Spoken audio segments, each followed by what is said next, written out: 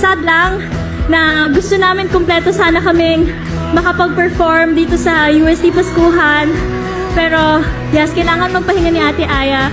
And, ayun guys, let's enjoy this moment.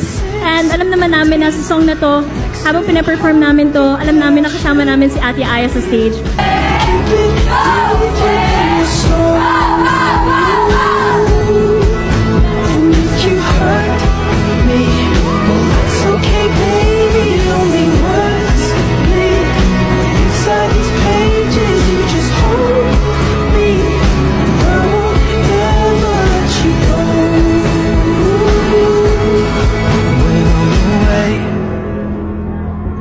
I will remember how you kissed me under the lamppost back on 6th Street, hearing you whisper through